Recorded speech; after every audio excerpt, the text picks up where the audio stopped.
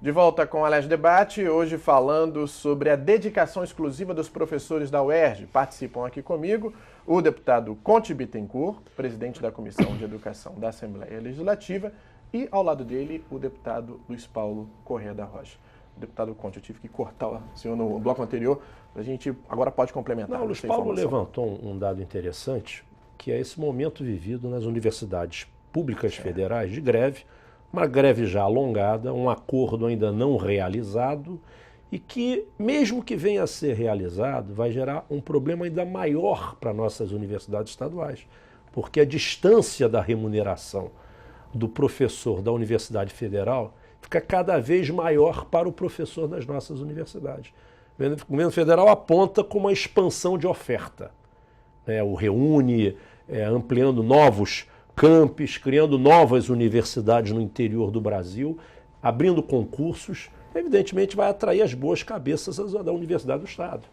Ou seja, a UENF já vem perdendo há muito tempo bons pesquisadores em função de ter salários que não são competitivos com as universidades federais. Então a questão da DE, você aumentar o salário do professor de 40 horas em 62,5%, nada mais é do que você fazer um movimento, um esforço financeiro, mas fundamental para você manter aquele núcleo acadêmico das universidades, o núcleo que produz, o núcleo que pensa, o núcleo que cria a alma da nossa universidade estadual. Então, você acredita, deputado Luiz Paulo, que a aprovação dessa DE pode manter o professor na UERJ ou, devido a essa demanda oferecida pelo governo federal, há esse risco de evasão do corpo docente? Só tem uma forma de se manter esse magistério, esse corpo docente da UERJ ativo e dedicado também, além do ensino, à extensão e à pesquisa.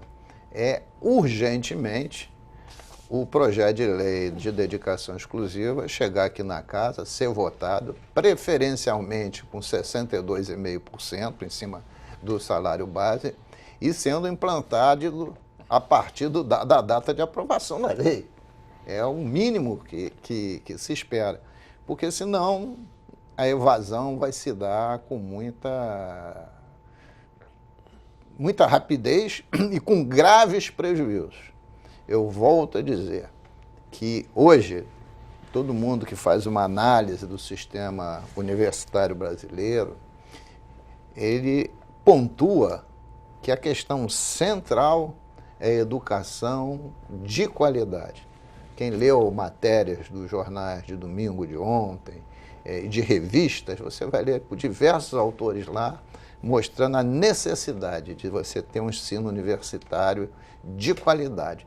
E não simplesmente muitas universidades, inclusive privadas, dando ensino de péssima qualidade. Então tem que ter qualificação. O avanço vai se dar com o ensino qualificado, principalmente o ensino universitário. E como trabalhar essa qualificação, deputado? Além da dedicação exclusiva, que é essa reivindicação que já é adotada no âmbito federal, que outros itens podem ser incorporados à questão dessa qualificação melhor do ensino superior? Olha, o Luiz Paulo levanta o que a grande imprensa trouxe nesse final de semana, debatendo aí o gargalo da economia brasileira. Ou seja, tem um grande jornal que diz que em 2023, eu acho, nós vamos ser a quinta economia do mundo, superando a Inglaterra, o Reino Unido. E todos os economistas, ou quase todos, naquela edição, falam que o gargalo do Brasil hoje é a educação. Mas, por outro lado também, Luiz Paulo, canso de ler análise de economistas falando que o problema da educação não é financiamento. E eu não entendo essa análise do economista. Claro que é financiamento, não há como você ter escola de qualidade sem você ter financiamento para essa escola de qualidade. Podemos ter problema de gestão? Podemos. Problemas pontuais? Podemos ter.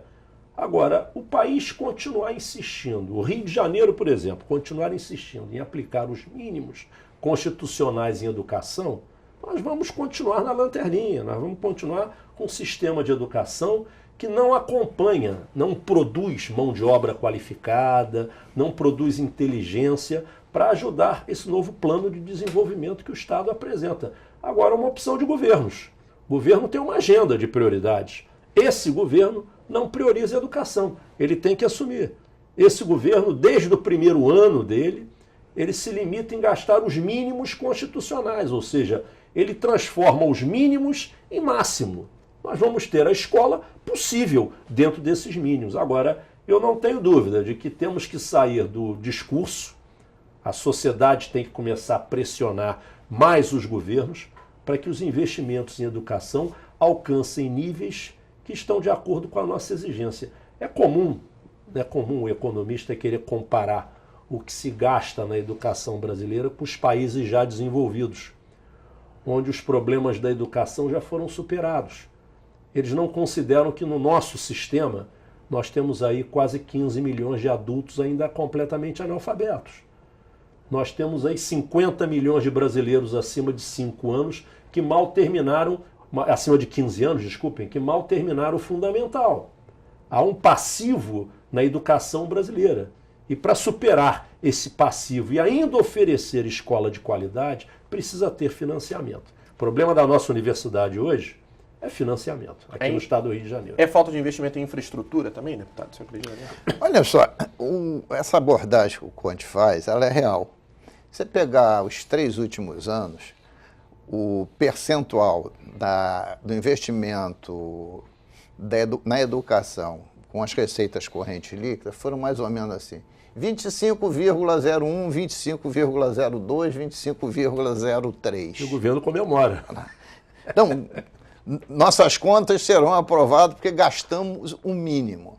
Eu acho que tinha que ter um esforço, e o Conte tem uma emenda constitucional para isso, para que esse percentual mínimo pudesse ser já de imediato, daqui a 2 anos, enfim, fazer uma escala para ser 30%, porque é uma questão de investimento.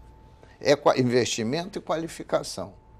Não há qualificação sem investimento. Isso, né, é uma utopia. Você acha que qualifica sem investimento? Isso não existe. Então, não pode olhar a educação hoje como aqueles gastos fossem gastos de pessoal. Você pode até dizer, olha, 25% estão ali limitados X% de gasto de pessoal. Mas esse mesmo pessoal pode ser coberto com um X a mais, que é considerado investimento. Investimento. E por isso, né, pode isso crescer. Mas nem esse jogo aqui no Estado vale, porque o limite de gasto pessoal do Estado pode ser até 40% das despesas correntes líquidas. E está na ordem de 26%, 27%. Até nisso há folga. Então o governo devia se ufanar e dizer assim, está vendo? No orçamento de 2012, eu estou gastando 35% em educação. Aí todos iam aplaudir. Superaram 10%, o limite mínimo, mas jamais fazem isso. E além de não fazerem, ainda aplicam sofismas de gastos discutíveis, se são de fato de educação. Quando a gente fala dos 62,5%, essa foi uma proposta encaminhada pelos docentes. O governo já sinalizou? Não sinalizou ainda. Nós estamos aguardando. O governo não, na nossa audiência pública, não sinalizou com nenhum número. 62,5% é a proposta tirada do conjunto dos profissionais da universidade. Agora, uma outra questão que nós vamos precisar também aqui discutir na Assembleia é uma uniformização do plano de carreira das universidades do Estado. Hoje nós temos 3 instituições, se contarmos o CCR à distância, na realidade nós temos 4 instituições hoje no Estado, o ENF, e a FATEC também, ou seja, temos 5 instituições oferecendo ensino superior. E é fundamental que se faça um plano de carreira para todas as instituições do Estado. Padronizado? Esse é um debate que nós pretendemos, ano que vem, realizar na Comissão de Educação. E seria um plano padronizado? Um plano único do Estado do Rio de Janeiro, um plano de carreira único para todos os docentes das diversas universidades, das diversas instituições que oferecem ensino superior. Você veja aí as contradições. Nós aprovamos há pouco tempo, quando eu falo há pouco tempo, na legislatura passada, o plano de carreiras da Jovem UENF. E ali é previsto DE. E a UERJ não tem DE. A mais antiga universidade, estamos hoje numa queda de braços com o governo para implantar um regime que as mais jovens universidades já têm, tanto a UENF quanto a UESO. Então nós precisamos ter, no futuro, né, uma carreira única para os docentes das universidades do Estado do Rio de Janeiro. O deputado Luiz Paulo falou que o senhor tem uma proposta de emenda constitucional que prevê essa questão dos gastos, do investimento com a educação. Explica um pouquinho. Está tramitando, nós tivemos o apoio de todos os líderes. Falta agora a vontade política, né, de colocarmos em votação no nosso plenário. A ideia é levar os mínimos constitucionais aqui no Rio de Janeiro de 25% para 30%. Mostrando que os desafios da educação do Rio de Janeiro não cabem mais dentro dos 25% das receitas correntes líquidas. O Luiz Paulo colocou aqui há pouco, né, o governo comemora quando aplica 25,02. Comemora, aplicamos mais do que os mínimos constitucionais. Bola, estamos falando do Rio de Janeiro. Estamos falando de um Estado, né, que vem a cada ano perdendo posição, né, nos centros de excelência de pesquisa, na formação de pesquisadores, né, que vem há muito tempo na lanterninha dos exames externos da rede pública brasileira. Então, a educação, os nossos desafios não se comportam mais dentro dos 25%. Então, nós estamos propondo que se aumente a cada ano, né, a ideia é a cada ano aumentar 1% das receitas correntes líquidas, para chegar até a 30% em 2016. Agora é vontade política. Né? É porque quando há essa falta de investimento que vocês estão colocando aqui no debate, existe uma ponta final de todo esse processo que acaba sendo a formação dos alunos, a formação dessa mão de obra, que acaba ficando prejudicada frente a um mercado altamente competitivo, né, deputado? Sem dúvida nenhuma. E quando há o exame externo, né, por exemplo, o último IDEB, que é o Indicador do Desenvolvimento da Educação Básica, o Estado do Rio de Janeiro ficou classificado em penúltimo lugar. Com todo respeito, só tirou na frente do Piauí. Realmente é uma situação vexatória. Mas, mesmo assim, o governo não se mobilizou para aumentar o investimento em educação. Está esperando o quê? Como se pode falar em política de desenvolvimento sem qualificação do nosso sistema educacional? Isto é uma grande incoerência.